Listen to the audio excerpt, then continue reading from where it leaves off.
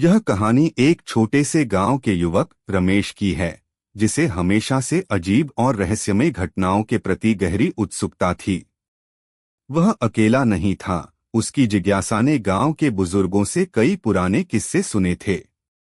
इनमें से एक सबसे खास था गांव के बीचों बीच स्थित एक पुराना बगीचा, जहां एक रहस्यमय झूला लटकता था।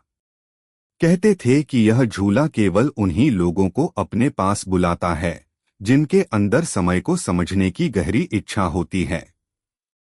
रमेश को यह कहानी इतनी रहस्यमयी और आकर्षक लगी कि उसने ठान लिया कि वह किसी भी कीमत पर इसका रहस्य सुलझाएगा। एक रात जब चांद की रोशनी बगीचे में गिर रही थी और चारों ओर घना सन्नाटा था, वह चुपचाप बगीचे की ओर बढ़ा। उसकी धड़कनें तेज हो रही थीं, क्योंकि वह जानता था कि आज रात कुछ बड़ा होने वाला है। वह झूले के पास पहुंचा और पाया कि वह झूला सिर्फ पुराने फर्श पर नहीं लटक रहा था, बल्कि कुछ और था। झूले के पास एक हल्की सी धुंध थी, और जैसे ही रमेश ने झूला छुआ, एक अजीब सी सरसराहट महसूस हुई। वह थोड़ा घबराया, लेकिन अंततः उसने झूला पर बैठने का फैसला किया। जैसे ही उसने झूला झुलाया, एक जबरदस्त आवाज आई और वह झूला तेजी से हिलने लगा। अचानक एक रहस्यमयी हवा ने उसे अपने आगोश में ले लिया और रमेश की आंखों में अंधेरा छा गया। जब उसने आंखें खोलीं, तो उसे एहसास हुआ कि वह किसी और समय में खड़ा था। वह 100 साल पहले के गांव में था, लेकिन यह वह गांव नहीं था जिसे वह जानता था। यहाँ घर पुराने थे, रास्ते संकरे और लोग अजीब कपड़े पहने हुए थे। रमेश ने महसूस किया कि वह सिर्फ समय में नहीं, बल्कि स्थान में भी एक भिन्न आयाम में आ चुका था। उसका शरीर अजनबी सा महसूस हो रहा था, जैसे वह किसी दूसरे व्यक्तित्व में समा चुका हो।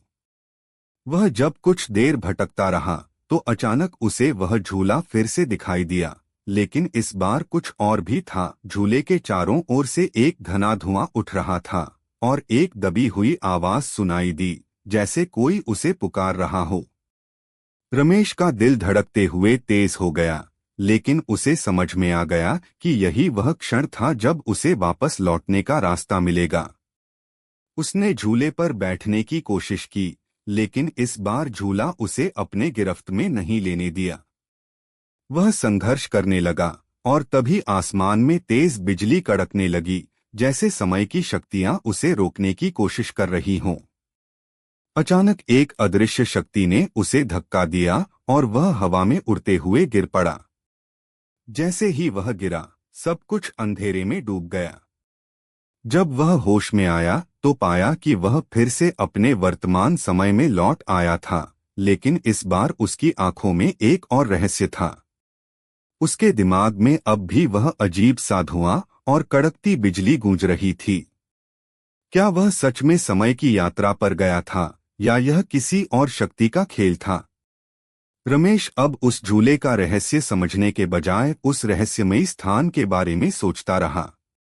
उसे यकीन था कि समय और काल से परे कोई अदृश्य शक्ति थी, जो हर किसी को उस झूले से जुड़ने की इजाजत नहीं देती थी।